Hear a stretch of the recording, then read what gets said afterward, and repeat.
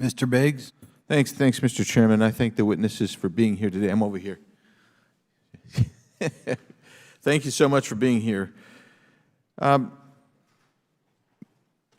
want to get into specifics here, and a reason I'm going to go this way is because you've talked a bit about what I would call misdirection by official U.S. government with regard to UAPs, right?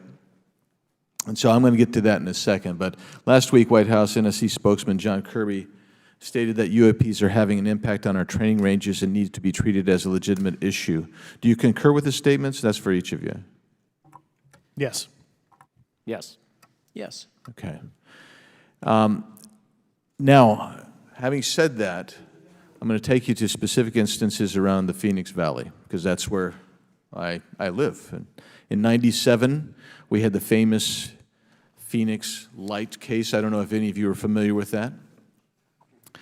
There were two things that went along with that, and the explanation was military training range off Luke and the Barry Goldwater Range. Do you know anything different other than the official explanation of those lights? Only what's in the public vernacular about it. That was outside the scope of my duties. And if we wanted to, just my question along with my colleague from New York, Ms. Ocasio-Cortez, if we wanted to find out more about that, where would we go to find the files, and who would we address? And are you going to tell me we need to go to a SCIF so you can tell us in a SCIF? I could potentially give you a vector on that. That specific case, I'm familiar with it in terms of public, but I give you a vector in closed environment, yeah. That would be good, thank you. So if it's true that UAPs are having an impact on training ranges, and this administration considers it to be a legitimate issue, what steps can Congress take to address training range impacts? And I say that having two very large training ranges in my state. And so we'll start with Mr. Graves and go on down the panel. Some of the initial procedures have been implemented, such as within the United States Navy, that have a range failure report that gathers information from pilots. I understand that a service-wide reporting mechanism is still pending. However, that would be a great next step, not only for gathering information, but for showing the troops that it is an acceptable topic and reducing the stigma. Okay, please, all of you continue. Yeah, as a recipient of a lot of those training range reports, sometimes we only get contextual kind of oral reporting. It'd be nice if they attached all sensor data and there's a system in place that can handle multiple classifications of data. And that's an issue with the F-35, right? That jet was never built to be an ISR platform. And it's a pain in the, we'll just say butt, to get that data off, so, yeah. Great, thank you.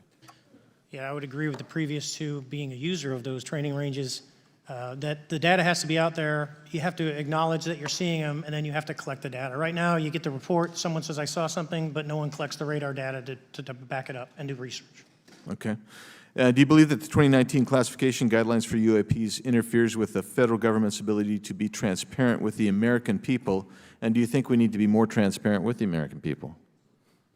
All of you, yeah. I'll say yes to that. Yeah, I'm familiar with at least the UAP Task Force 2019 Security Classification Guide. I think it's fair. I did actually help author that with the director. You got a bias that way then. But I will say, I'll call it a lazy attitude about declassifying videos. I mean, I've seen some of the videos of the recent shoot down, and I saw no reason that couldn't have been released as long as they mask some data. The American people deserve to see that imagery in full motion video. I would think, well, in my opinion, I will say things are overclassified. I know for a fact the video or the pictures that came out in the I think it was 2020 report that had the stuff off the East Coast, they were taken with an iPhone off the East Coast. A buddy of mine was one of the senior people there, and he said they were originally classified at TSSCI. And my question to him was, what's TSSCI about these? They're an iPhone literally off the vacapes. That's not TSSCI. So they're overclassified, and as soon as they do that, they go in a vault, and then you all have to look for them. Yeah, so with the overclassification, that may be one way. Are there other ways that the DOD or intelligence agencies are keeping this information from the American people or even from Congress? I think part of that has been not encouraging reporting. If the problem is not something that can be measured, it's not something that's going to be fixed. Okay. Very good. Well, I'm out of time, and I thank you, Mr. Chairman,